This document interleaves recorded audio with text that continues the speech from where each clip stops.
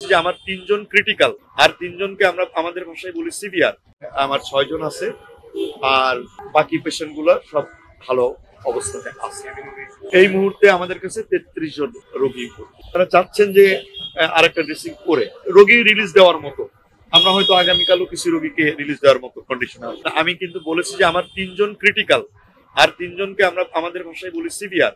তারা গতকালকের অবস্থার মতোই অপরিবর্তিত আছে, তারা খারাপের দিকেও যায় নাই, আবার অনেক বেশি উন্নতি হয়েছে, আমরা সেটাও বলছি না। এটা হয়তো আরো কয়েকদিনের মধ্যে এই বিষয়টা ক্লিয়ার হবে। গতকালকে পরিষ্কার করেছিলেন, আজকে ওনারা দুপুরে ওনাদের ফ্লাইট।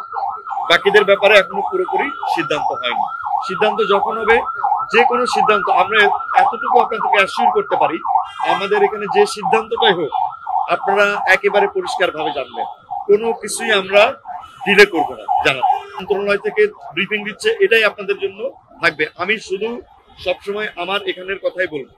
এ ব্যাপারে আমার এই মুহূর্তে শিশু আছে ২৭ জন।